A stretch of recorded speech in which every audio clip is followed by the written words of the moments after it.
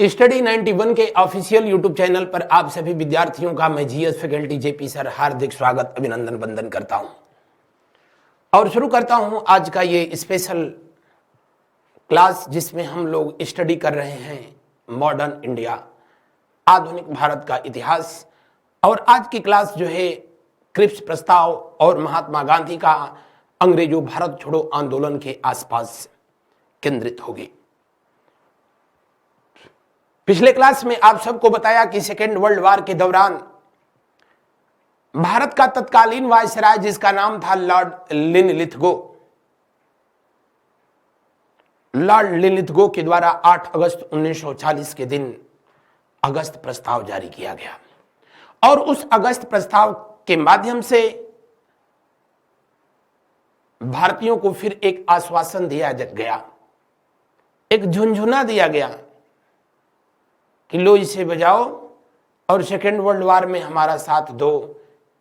अगर हम विजयी हुए तो भारत को जो है डोमिनियन स्टेट का दर्जा दिया जाएगा। लेकिन ब्रिटेन की ये डोमिनियन सरकार ऐसा आश्वासन जो है पहले विश्व युद्ध में भी दिया, लेकिन उसके बाद मिला क्या? जालियांवाला बाग हत्याकांड जैसी घटना। उसके बाद मिला क्या? ननकाना साहब हत्याकांड जैसी घटना। और इस बार फिर वही हालात थे। उधर भारत के लाल सुभाष चंद्र बोस भारत से बाहर जा चुके थे और अंतर्राष्ट्रीय स्तर पर उनके प्रयासों का प्रतिफल था कि जापान सरकार, जापान के प्रधानमंत्री माओ के द्वारा यह अनाउंसमेंट किया गया, सेकेंड वर्ल्ड वॉर में भारत के लोग, भारत के सैनिक जापान और जर्मनी यानी मित्र देशों के खिलाफ जो है युद्ध करें। जैसे ही युद्ध जीत लिया जाएगा, भारत को स्वतंत्र कर दिया जाएगा, सुभाष चंद्र बोस को प्रधानमंत्री बना दिया जाएगा।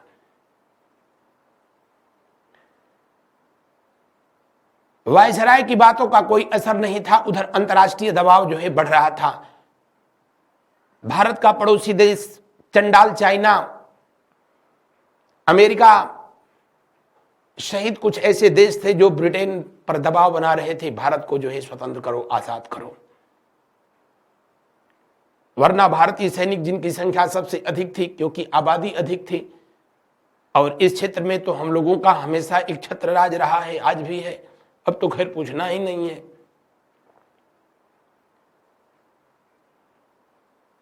अंतर्राष्ट्रीय मित्र देश जो थे उनको इस बात का डर था कि अगर भारतीय सैनिक सुभाष चंद्र बोस की जो है बातों में आकर के अगर जो है पासा पलट दिए तो मामला ही पलट जाएगा। इसलिए ब्रिटेन का प्राइम मिनिस्टर विंस्टन चर्चिल, जिसने महात्मा गांधी को अर्धनंगा फकीर कहा था, उसी चर्चिल ने क्रिप्स प्रस्ताव भेजा। स्टैफोर्ड क्रिप्स को जो है भारत भेजता है और स्टैफोर्ड क्रिप्स जो प्रस्ताव लेकर के पाकिस्तान दिवस के दिन यानी 23 मार्च वर्ष 1942 के दिन भारत की धरती पर कदम रखे, उसी को क्रिप्स प्रस्ताव के नाम से जाना गया। इससे संबंधित प्रश्न जो विगत परीक्षाओं में पूछा गया है, जैसे क्रिप्स प्रस्ताव किस ब्रिटिश प्रधानमंत्री ने भेजा था? विंस्टन चर्चिल ने। भारत में सबसे लंबी समानांतर सरकार अंग्रेजों भारत छोड़ो आंदोलन के दौरान कहां बनाई गई थी? क्या सबसे पहले पैरेलल गवर्नमेंट या समानांतर सरकार की स्थापना कहां पर किया गया? या सिमला समझौता किस वायसराय के द्वारा जो है आयोजित किया गया था? जैसे तथ्यों को हम लोग देखेंगे। क्रिप्स प्रस्ताव अगर जो है पूछा जाए कि क्रिप्स प्रस्ताव का जो है अनाउंसमेंट कब किया गया, क्रिप्स प्रस्ताव का घोषणा कब किया गया, तो आप कहेंगे क्रिप्स प्रस्ताव की घोषणा किया गया कब?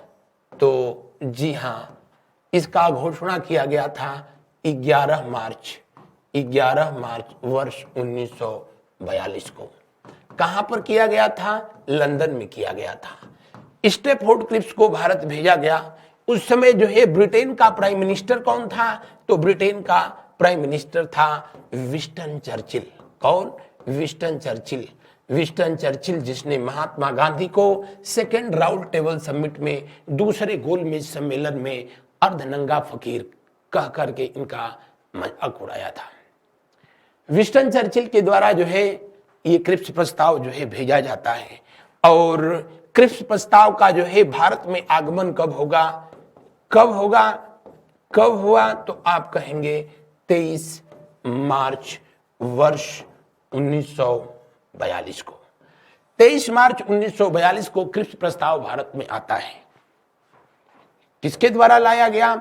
स्टैफोर्ड क्रिप्स के द्वारा। ये स्टैफोर्ड क्रिप्स, जो कि कैबिनेट मिशन योजना के तहत कैबिनेट मिनिस्टर भी बनकर के भारत आया था, स्टैफोर्ड क्रिप्स को के नेतृत्व में इसे भेजा गया, इसलिए इसे स्टैफोर्ड क्रिप्स इसे क्रिप्स प्रस्ताव के नाम से जाना गया।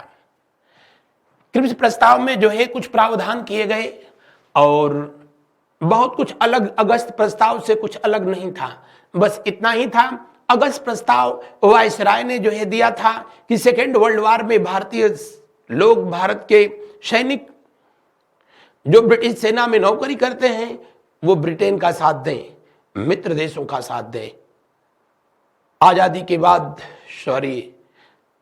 वर्ल्ड वॉर जीत लेने के बाद भारत को अधिराज्य का दर्जा प्रदान कर दिया जाएगा। और क्रिप्स प्रस्ताव में थोड़ी सी बातें जो अलग थी वो ये थी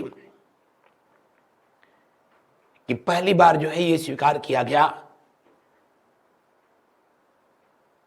कि सेकेंड वर्ल्ड वॉर के बाद एक संविधान सभा का गठन किया जाएगा और संविधान सभा के द्वारा भारत का संविधान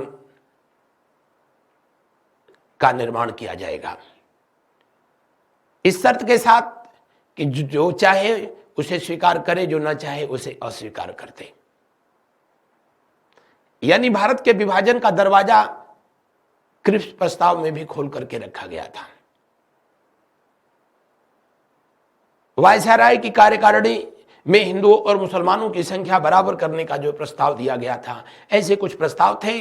ओवरऑल सब मिला करके सेकेंड वर्ल्ड वॉर में भारत का इनको सहयोग चाहिए था, क्योंकि उधर जापान की बढ़ती हुई शक्ति, जापान जो कि सिंगापुर मलाया को जो है जीत लिया, अब जो है वो भारत की तरफ, अंडमान निकोबार की तरफ जो है बढ़ रहा था, और बहुत बड़ी संख्या में आजाद हिंद फौज यानी इंडियन नेशनल आर्मी का गठन कैप्टन मोहन सिंह के द्वारा जो है किया जा चुका था। अगले क्लास में बताऊंगा कि 21 अक्टूबर वर्ष 1943 के दिन आजाद हिंद फौज के जो है सुप्रीमो बना दिए गए थे नेताजी सुभाष चंद्र बोस। इस तरीके से जो है भारतीय सेना का, भारतीय लोगों का जो है जापान और उनके लोगों के प्रति जो आकर्षण था, लोगों के मन में जो है एक आशा की किरण थी, उम्मीद था कि सेकेंड वर्ल्ड वॉर में काश ब्रिटेन हार जाते, जापान जीत जाता तो भारत जो है आजाद हो जाता। लेकिन अब ब्रिटेन के लोग जो है, ये वायसराय या फिर जो है जो लोग यहां ब्रिटिश लोग यहां थे, ये गोरी चमड़ी वाले, अब भारतीयों के मन में एक गलतफहमी पैदा करने लगे कि अगर जो है जापान वर्ल्ड वॉर जीत जाएगा तो सुभाष चंद्र बोस को मोहरा बनाएगा और भारत को गुलाम बना लिया जाएगा। महात्मा गांधी भी हरिजन पत्रिका के माध्यम से अपने समाचार पत्र में जो है लिखा, अपनी पत्रिका में, अंग्रेजों भारत को भारतीयों के लिए छोड़ो, जापानियों के लिए नहीं। यानी जापान का ये अनाउंसमेंट करना कि हम सुभाष चंद्र बोस को प्रधानमंत्री बनाएंगे, ये महात्मा गांधी को भी रास नहीं आ रहा था, क्योंकि उनका अपना लाडला भी तो गुलाब का फूल लेकर के पीछे पीछे घूम रहा था, और ये बात मोहम्मद अली जिन्ना को भी पसंद नहीं आ रही थी। बहरहाल क्रिप्स प्रस्ताव जो है 23 मार्च के दिन आया था, जिस दिन भारत में कौन सा दिवस उस समय मनाया जा रहा था? पाकिस्तान दिवस मनाया जा रहा था। मैंने आप लोगों को बताया कि पाकिस्तान दिवस मनाए जाने की प्रथा की जो है शुरुआत इन लोगों ने अलग पाकिस्तान की जो है मांग कर दी थी 23 मार्च 1940 को ही लाहौर अधिवेशन में। सिकंदर हयात खां जिस प्रस्ताव को तैयार किया था, फजलुल हक ने उसे पेश किया था और उसे स्वीकार किया था ऑल इंडिया मुस्लिम लीग के द्वारा। अब भारत में मनाया जा रहा था, उधर पाकिस्तान समर्थक पाकिस्तान दिवस मना रहे थे, यानी एक इनडायरेक्टली संदेश था क्या, ऑल इंडिया मुस्लिम को सपोर्ट करना। महात्मा गांधी स्वयं क्रिप्स प्रस्ताव के बारे में कहे कि क्रिप्स प्रस्ताव ऑल इंडिया मुस्लिम लीग के लिए पाकिस्तान बनाने का एक निमंत्रण है। महात्मा गांधी ने क्रिप्स प्रस्ताव को दिवालिया बैंक का पोस्ट डेटेड चेक कहा था। महात्मा गांधी ने क्रिप्स प्रस्ताव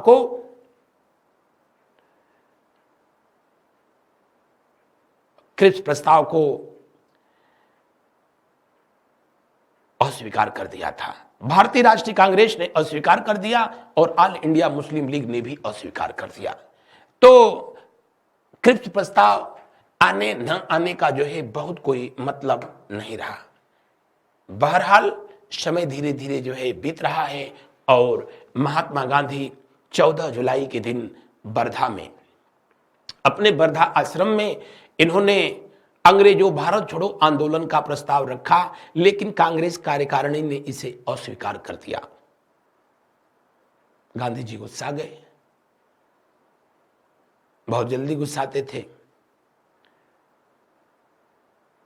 इस बार गुस्साए तो भूख हड़ताल ना, इस बार गुस्साए तो इन्होंने कहा कि मैं देश के बालू से भी कांग्रेस से बड़ा आंदोलन खड़ा कर सकता हूं, इससे कोई वास्ता नहीं।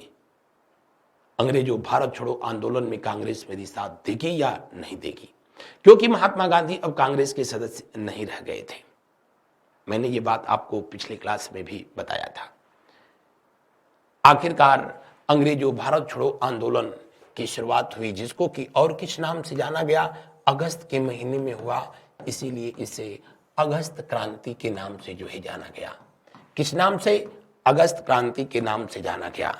अगस्त क्रांति के नाम से जाना गया और इसकी शुरुआत जो है हुई कब, तो आप कहेंगे 8 अगस्त वर्ष 1942 को। कब? 8 अगस्त 8/8/1942। 8 अगस्त 1942 को अंग्रेजों भारत छोड़ो आंदोलन की शुरुआत हुई और यह भारत में महात्मा गांधी का तीसरा और अंतिम जन आंदोलन, महात्मा गांधी का तीसरा जन आंदोलन या कह सकते हैं कि अंतिम जन आंदोलन था। महात्मा गांधी का अंतिम जन आंदोलन था।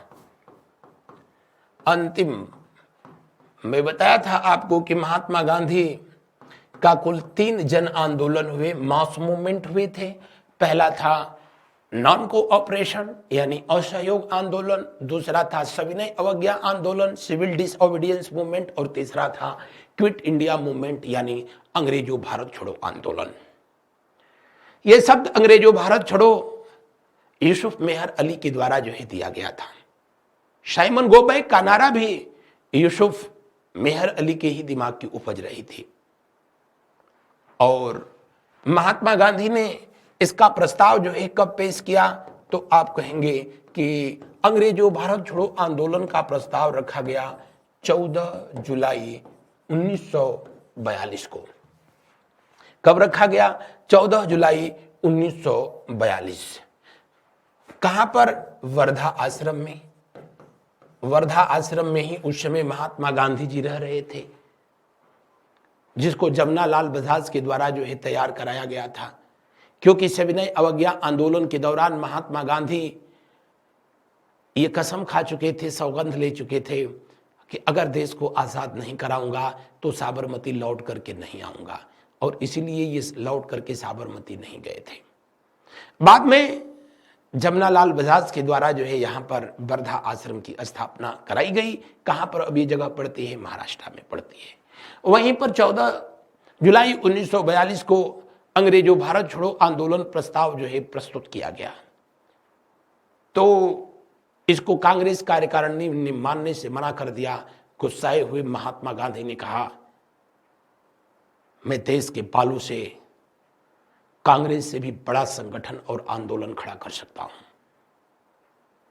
बहरहाल अंग्रेजों भारत छोड़ो आंदोलन को लेकर के जो है कांग्रेस अधिवेशन जो है पुनः आयोजित किया गया। और कांग्रेस का अधिवेशन जो है आयोजित किया गया पुनः कब, तो 7 कब जो है आयोजित किया गया था, 8 अगस्त 1942 को बंबई के ग्वालियर टैंक में आयोजित किया गया। कहां पर किया गया, बंबई का ग्वालियर टैंक। ग्वालियर टैंक आज भी है। ग्वालियर टैंक में जो है आयोजित किया गया, ये मैदान है वहां पर। और महात्मा गांधी ने 70 मिनट लगातार जो है कंटिन्यूअस वहां पर भाषण दिए थे। और जिंदगी भर सत्य और अहिंसा की पूजा करने वाले महात्मा गांधी अब भारत के लोगों के नब्ज को जो है समझ चुके थे। महात्मा गांधी को भी शायद इस बात का एहसास था कि अगर मैं कहूं कि इस आंदोलन में आप अहिंसक होकर के कार्य करें तो शायद भारत की जनता जो है उसमें इंटरेस्ट न दिखाए, क्योंकि भारत के लोग, भारत के देशवासियों का झुकाव अब तुम मुझे खून दो मैं तुझे आजादी दूंगा की तरफ हो रहा था। लोगों को लगने लगा था कि सुभाष चंद्र बोस इस देश का अगला प्रधानमंत्री हो, देश को आजादी मिले। बाकी ऑल इंडिया मुस्लिम लीग और इंडियन नेशनल कांग्रेस वाले इन लोगों का नौटंकी तो देश बहुत दिनों से देख रहा था।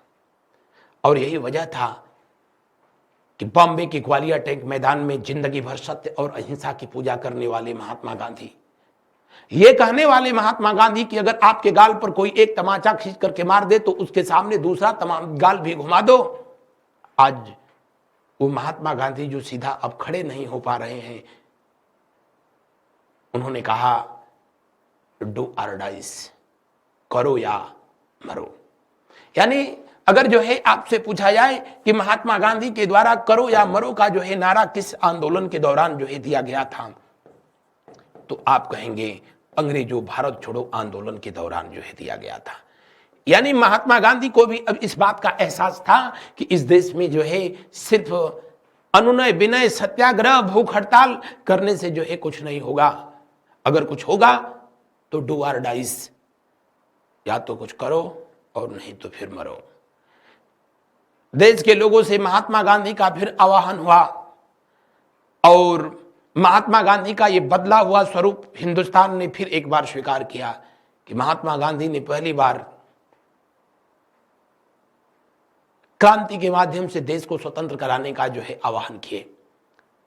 महात्मा गांधी इस तरीके कांग्रेस के दूसरे लोगों को जो है ऑपरेशन जीरो आवर के तहत, किस कौन सा operation zero hour, operation zero hour, operation zero hour जो है ये कब चलाया गया था, तो ऑपरेशन जीरो आवर कब चलाया गया, ऑपरेशन जीरो आवर जो है चलाया गया 9 अगस्त 1942 को। वायसराय उस समय वही था, कौन, वायसराय जो है लिनलिथगो था। लिनलिथगो के आदेश पर ऑपरेशन जीरो आवर चलाया गया और जीरो आवर के अंदर ही सभी कांग्रेसी नेताओं को गिरफ्तार करने का उसका जो फरमान था उसे जो है ऑपरेशन जीरो आवर कहा गया। महात्मा गांधी सपरिवार गिरफ्तार किए गए और इनको आगा खा पैलेस में ले जाकर के बंद कर दिया गया, जहां पर महात्मा गांधी 1942 से लेकर के 1946 तक रहे थे। इसी दरमियान महात्मा गांधी के एक सचिव जिनका नाम था महादेव देसाई और महात्मा गांधी जी की धर्मपत्नी जिनका नाम था कस्तूरबा जी, ये दोनों लोग आगा खा पैलेस में ही स्वर्गवासी हो गए। आज भी कस्तूरबा जी की समाधि उसी आगा खा पैलेस के अहाते में बनी हुई है।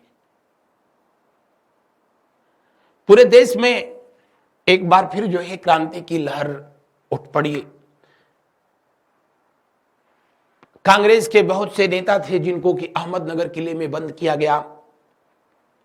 अहमदनगर के किले में बंद थे जब पंडित जवाहरलाल नेहरू, तो वहीं पर उन्होंने अपने जीवन की सबसे सर्वश्रेष्ठ पुस्तक लिखी जिसको डिस्कवरी ऑफ इंडिया या भारत की खोज के नाम से जो है जाना गया।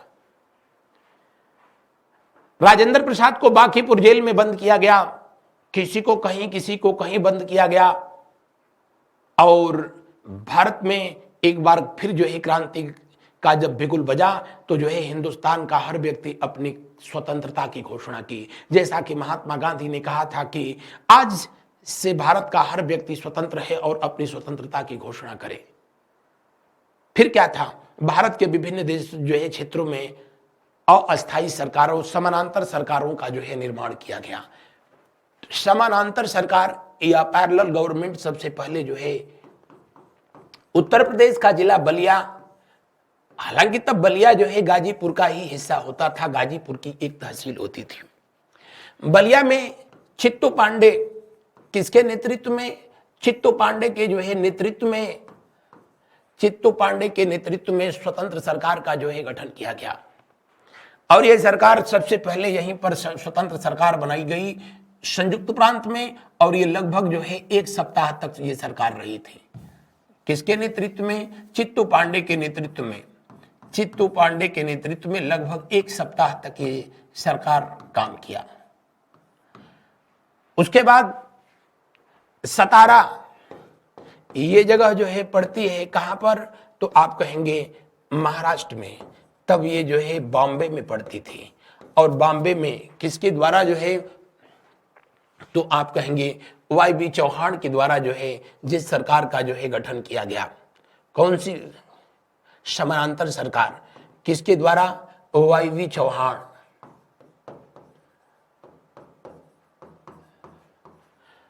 और ये सरकार सबसे लंबी जो है चली थी वर्ष 1942 से लेकर के 1942 से लेकर के 45 तक। सबसे लंबी जो है कौन सी समानांतर सरकार चली, सतारा में, जो कि चौहान साहब के द्वारा जो है स्थापित किया गया था। जबकि तीसरा जो है तामलुक, तामलुक ये जगह जो है बंगाल का मेदिनीपुर जिला, मेदिनीपुर जिला, और किसके नेतृत्व में बनाया गया था, कहां पर, बंगाल में। किसके जो है नेतृत्व में बनाया गया था, तो मतंगनी हजारा, मतंगिनी हजारा।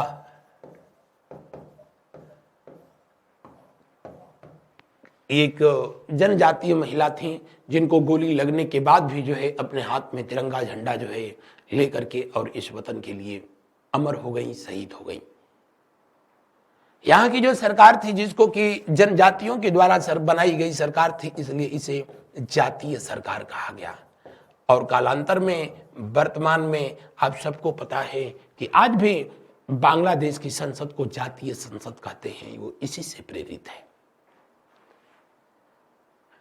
तो ये देश के अंदर ये प्रमुख रूप से ये तीन जो सरकारें बनाई गई, बलिया में, सतारा में, तामलुक में, उधर उड़ीसा के तलचर में, ये सरकारें कुछ जो है समानांतर सरकारों का गठन किया गया।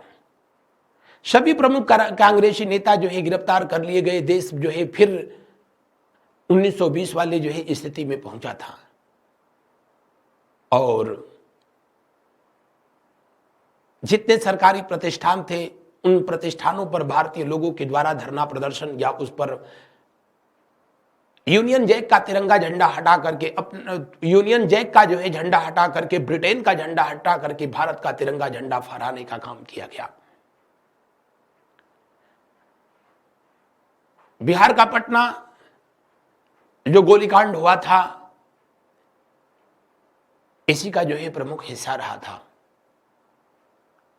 बहरहाल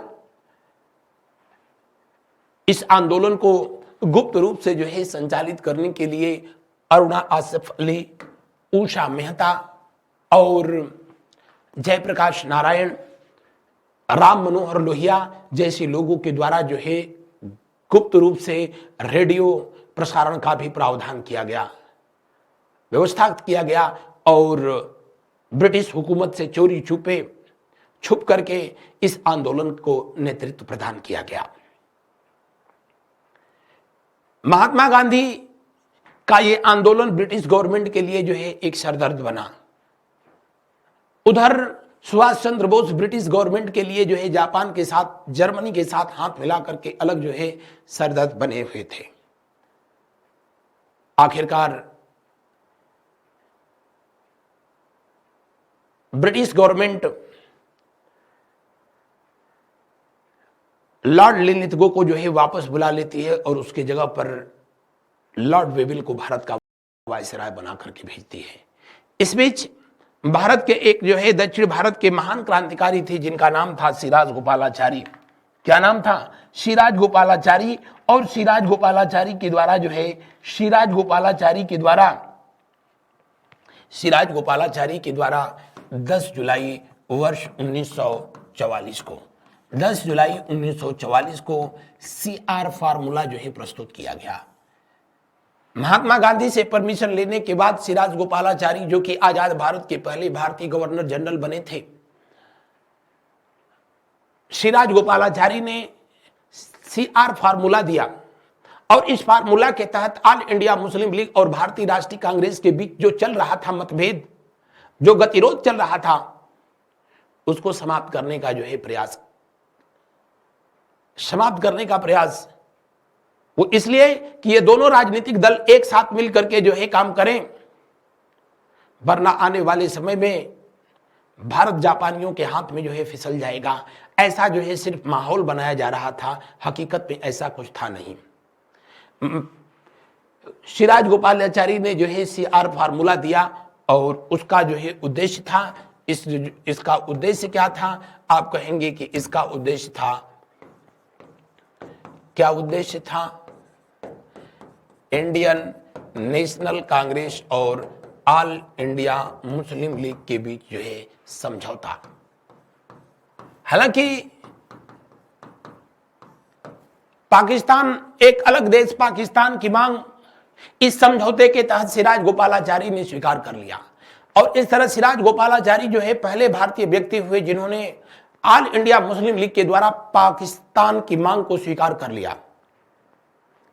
लेकिन उसके लिए इन्होंने शर्त रखा कि पाकिस्तान का निर्माण के संदर्भ में जो है बातचीत तब की जाएगी जब जो है भारत स्वतंत्र हो जाएगा, अंग्रेज भारत से चले जाएंगे। अभी ऑल इंडिया मुस्लिम लीग को भारतीय राष्ट्रीय कांग्रेस के साथ मिलकर के आजादी की मांग करनी चाहिए, पूर्ण स्वतंत्रता की मांग करनी चाहिए, अंग्रेजों भारत छोड़ो आंदोलन का समर्थन करना चाहिए। लेकिन मोहम्मद अली जिन्ना कम कमीना इंसान नहीं था। मोहम्मद अली जिन्ना ने उसको सिरे से नकार दिया, कहा कि अंग्रेज अगर भारत से चले गए तो फिर पाकिस्तान का सपना, पाकिस्तान बनाने का सपना जो है सपना रह जाएगा और हमको किसी भी कीमत पर एक अलग राष्ट्र चाहिए और वो ब्रिटिश हुकूमत के रहते ही चाहिए। महात्मा गांधी ने भी इस संदर्भ में कई बार मोहम्मद अली जिन्ना से कई राउंड की जो है बात की और महात्मा गांधी ने इसे कायदे आजम की उपाधि जो है प्रदान किया। कायदे आजम की उपाधि मोहम्मद अली जिन्ना को किसने प्रदान किया था? महात्मा गांधी के द्वारा जो है दिया गया था। श्रीमती सरोजनी नायडू ने इसे हिंदू मुस्लिम एकता का जो है दूत कहा था, लेकिन ये दूत नहीं यमदूत था। आखिर राजा जी सिराज गोपालाचारी का जो है एक प्रयास ये भी असफल हो गया। अब वायसराय वेवेल, जो कि लिनलिथगो के बाद जो है भारत में आया था, इसने वेवेल योजना जो है प्रस्तुत किया। किसने प्रस्तुत किया? लॉर्ड वेवेल के द्वारा जो है वेवेल योजना जो है प्रस्तुत किया जाता है जून के महीने में 1945 में। और आपको जानकर के ताज्जुब होगा कि वेवेल योजना के पीछे भी उद्देश्य था ऑल इंडिया मुस्लिम लीग और भारतीय राष्ट्रीय कांग्रेस के बीच समझौता कराना। जो अंग्रेज हमेशा से डिवाइड एंड रूल पॉलिसी, फूट डालो और राज करो की नीति पर जो है चल रहे थे, वो अंग्रेज आजाद हिंद फौज, आजाद हिंद सरकार, जो कि 1943 में मैंने पढ़ाया तो आपको बताया 21 अक्टूबर 1943 को सिंगापुर के मलाया में, अब उसी को सिंगापुर कहा जाता है, अस्थायी सरकार का निर्माण किया गया था। जापान के द्वारा अंडमान निकोबार को जो है भारत को सौंप दिया गया था। लेकिन किसके नेतृत्व में? सुभाष चंद्र बोस के नेतृत्व में। और ये बात नहीं ऑल इंडिया मुस्लिम लीग को जो है पसंद आ रही थी और नहीं भारतीय राष्ट्रीय कांग्रेस को पसंद आ रही थी। महात्मा गांधी ने अपनी हरिजन पत्रिका के माध्यम से लिखा, जापान हिंदुस्तान को हिंदुस्तानियों के लिए जो है, अंग्रेज जो है हिंदुस्तान को हिंदुस्तानियों के लिए छोड़े, अंग्रेजों के लिए, ये जापानियों के लिए नहीं। यानी इनडायरेक्टली जापानियों के सहयोग से सुभाष चंद्र बोस का प्रधानमंत्री बनाया जाना महात्मा गांधी को भी पसंद नहीं था, और अंग्रेजों को कैसे पसंद हो सकता? जबकि महात्मा गांधी को 6 जुलाई 1944 को टोक्यो रेडियो के माध्यम से राष्ट्रपिता के नाम से संबोधित किया सुभाष चंद्र बोस जी ने, और उन्होंने महात्मा गांधी से निवेदन किया कि इस निर्णायक युद्ध में मैं आपका आशीर्वाद चाहता हूं बापू। उन्होंने जो अपनी आजाद हिंद फौज बना रखी थी, उसके जो रेजिमेंट बनाए थे, जिसमें रानी Lakshmibai regiment, Pandit Nehru regiment, Sardar Patel regiment, Mahatma Gandhi regiment, यानी सुभाष चंद्र बोस का यह प्रयास था कि जो है भारतीय राष्ट्रीय कांग्रेस को साथ मिला करके और स्वतंत्रता प्राप्ति के लक्ष्य को पूर्ण किया जाए। लेकिन कांग्रेस को भी ये बात पसंद नहीं आ रही थी, और जिन्ना तो उधर जो है पगला गधा की तरह जो है पाए पाए पाकिस्तान पाकिस्तान तो चिल्ला ही रहा था। अब चाहती थी जो है ब्रिटिश हुकूमत की ये दोनों राजनीतिक दल एक साथ मिले। लॉर्ड वेवेल के द्वारा जो है इन दोनों राजनीतिक दलों को एक साथ जो है बुलाया गया, और इसी को वेवेल प्लान कहा गया, वेवेल योजना कहा गया। कहां पर जो है प्रस्तुत किया गया? जून 1945 में जो है इसे दिल्ली में प्रस्तुत किया गया, वायसराय हाउस में जो है प्रस्तुत किया गया। तो वेवेल योजना के तहत जो है वायसराय ने जो है कहा कि जो वायसराय की कार्यकारिणी बनेगी, जो वायसराय की कार्यकारिणी बनेगी, इस कार्यकारिणी में जो है होगा क्या? सिर्फ सेनापति का जो पद होगा वो वायसराय के पास होगा, बाकी जितने भी पद होंगे सब भारतीयों को दे दिया जाएगा। हिंदुओं और मुस्लिमों दोनों की जो है, मुसलमानों की संख्या को जो है एक बराबर जो है रखा जाएगा। ये तमाम इन्होंने जो है आश्वासन दिखाए। भारत का विभाजन नहीं किया जाएगा। वो इसलिए जो है वेवेल बोल रहा था, वेवेल इसलिए जो है ऐसा बोल रहा था कि वो जानता था कि भारत के विभाजन की बात करूंगा तो जो है भारतीय राष्ट्रीय कांग्रेस जो है भड़क जाएगी, और नहीं करूंगा तो ऑल इंडिया मुस्लिम लीग भड़क जाएगी। तो दोनों को मिलाने के पीछे उसका उद्देश्य था कि ऑल इंडिया मुस्लिम लीग और भारतीय राष्ट्रीय कांग्रेस को आजाद हिंद फौज के खिलाफ जो है खड़ा करना, भारतीय लोगों, भारतीय जनमानस में जो है ये गलतफहमी पैदा करना कि सुभाष चंद्र बोस के माध्यम से जापान भारत को गुलाम बनाना चाहता है, जबकि हकीकत में ऐसा था नहीं। लेकिन राजनीति में बैठे हुए लोग चाहे उन दिनों चाहे इन दिनों किसी के नहीं हुए हैं, आज भी नहीं है। कब कौन नीतीश कुमार बन जाए उसका कोई भरोसा ही नहीं होता है। बहरहाल वेवेल के द्वारा जो है, जो वेवेल प्लान दिया गया, वेवेल योजना दिया गया, इसको जो है ऑल इंडिया मुस्लिम लीग और जो है इंडियन नेशनल कांग्रेस, भारतीय राष्ट्रीय कांग्रेस, दोनों ने जो है एक्सेप्ट करने से मना कर दिया। उसके बाद भी जो है वेवेल इस बात पर जो है अभी अडिग था। उसने शिमला में शिमला समझौता बुलाया, जो 25 जून से 15 जुलाई तक जो है चला। और आजादी से पहले जो ये शिमला समझौता हुआ था, कब? 25 जून 1945 से कब तक? 15 जुलाई 1945। कुछ पुस्तकों में इसको 14 जुलाई भी लिखा होगा। किसके द्वारा आयोजित किया गया था शिमला समझौता? तो आप कहेंगे कि वायसराय के द्वारा जो है आयोजित किया गया था। और वायसराय आयोजक कौन था?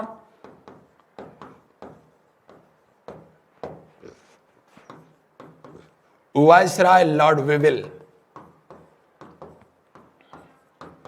यहां पर कितने भारतीय नेता जो है उपस्थित हुए, तो कितने उपस्थित हुए थे?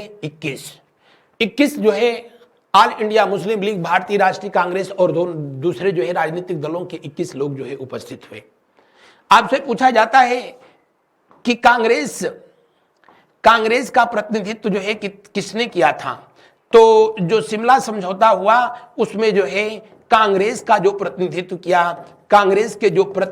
किया या लीडरशिप किया जिस व्यक्ति ने, उनका नाम था मौलाना अब्दुल कलाम आजाद। और मौलाना जो अब्दुल कलाम आजाद इसलिए प्रतिनिधित्व किए क्योंकि रामगढ़ का अधिवेशन जो हुआ था 1940 वाला अधिवेशन, उस अधिवेशन के बाद से भारतीय राष्ट्रीय कांग्रेस का अध्यक्षता कौन कर रहा था? मौलाना अब्दुल कलाम आजाद, जो कि सबसे लंबे समय तक भारतीय राष्ट्रीय कांग्रेस के अध्यक्ष रहे थे। कौन? मौलाना अब्दुल कलाम आजाद। महात्मा गांधी ने जिस व्यक्ति को कायदे आजम कह करके उसका महिमा मंडन किया था, उसी जो है मोहम्मद अली जिन्ना ने महात्मा गांधी का इस सम्मेलन में उपस्थित होने पर जो है प्रश्न चिन्ह लगाया, क्योंकि महात्मा गांधी कांग्रेस के या किसी भी राजनीतिक दल से उस समय जो है संबंधित नहीं थे। और शिमला में पहुंच करके भी महात्मा गांधी इस अधिवेशन में, इस सम्मेलन में इसलिए नहीं उपस्थित हुए। वो अलग बात थी कि इनको पल पल की खबर जो है इसके संदर्भ में रही। मोहम्मद अली जिन्ना अपनी बातों पर अडिग रहा, पाकिस्तान से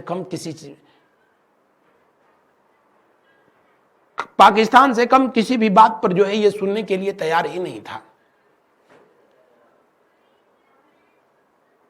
और वायसराय वोवेल के द्वारा जो है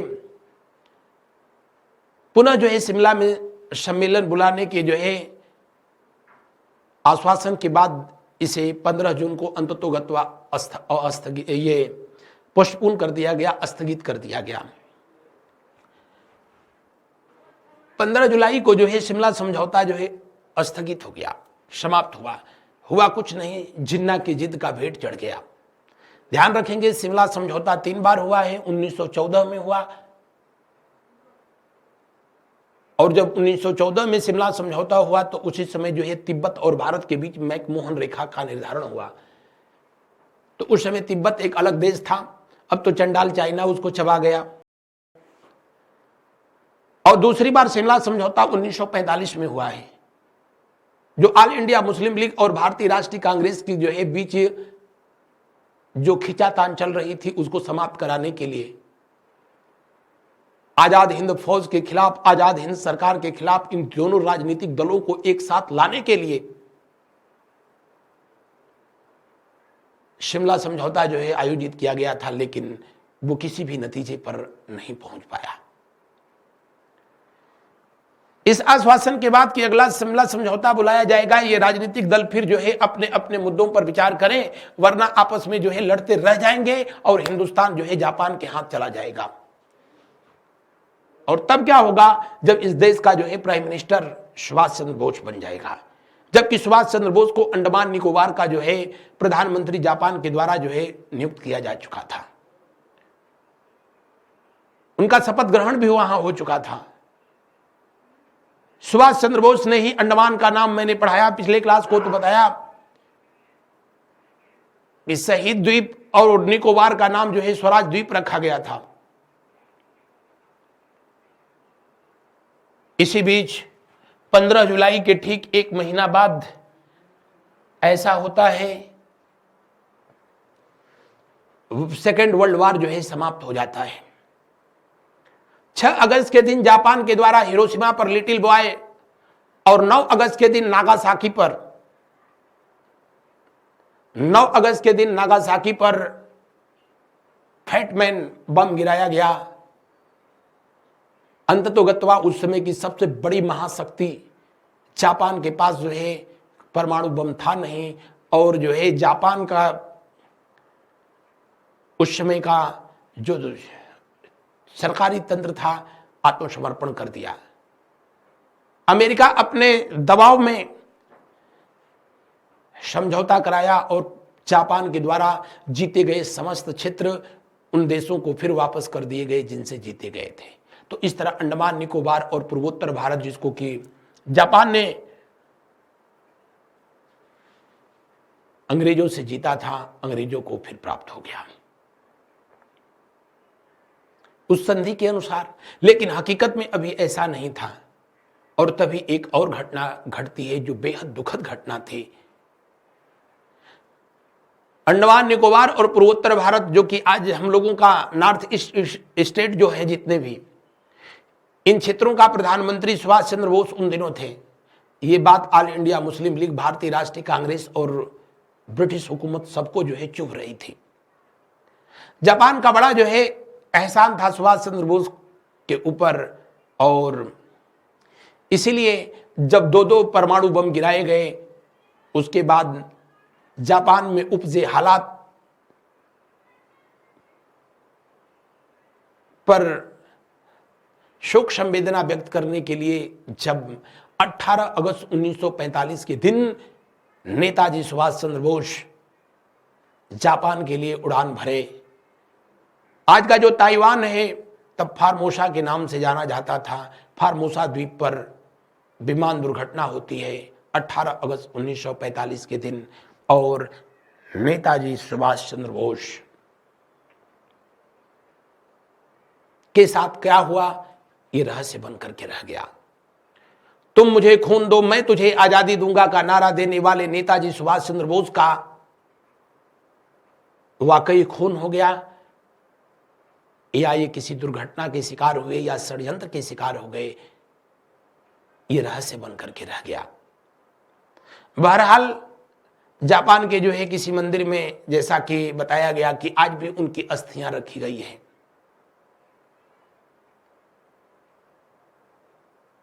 और इस तथ्य को स्वयं सुभाष चंद्र बोस जी की बेटी, जिनका नाम अनीता बोस है, अनीता बोस जो कि सुभाष चंद्र बोस की ऑस्ट्रिया की रहने वाली पत्नी थी, एमिली बोस, उन्हीं की बेटी है अनीता बोस। उन्हीं के द्वारा लिखी गई पुस्तक से जो है इसका प्रमाण मिला था। नेताजी सुभाष चंद्र बोस के द्वारा का जो है गुजर जाना अंग्रेजों के लिए भी राहत भरी जो है एक बहुत सुकून भरा पल था, और उसके साथ साथ भारत के कुछ ऐसे राजनीतिक दलों के लिए भी जो कि हिंदुस्तान में प्रधानमंत्री बनने का ख्वाब पाल करके बैठे थे।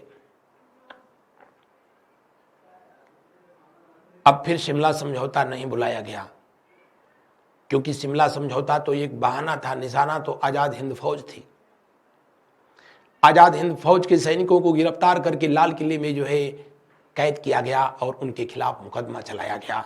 भोला भाई देसाई के नेतृत्व में उन सैनिकों को बचाने के लिए जो समिति गठित की गई, जिसे आजाद हिंद फौज बचाव समिति कहा गया, उसी समय वो नारा दिया गया, लाल किला को तोड़ दो, सैनिकों को छोड़ दो। बहरहाल आज के क्लास में सिर्फ इतना ही। अगली क्लास में मैं मिलूंगा तो आपको बताऊंगा कि 1945 के बाद 1947 के बीच क्या क्या हुआ, कैसे हुआ, और अंततोगत्वा भारत का विभाजन हुआ और भारत स्वतंत्र हुआ। कल के क्लास में आपका भारत स्वतंत्र हो जाएगा। फिर नेक्स्ट क्लास में नेक्स्ट टॉपिक के साथ आपके साथ मिलूंगा। Thank you so much.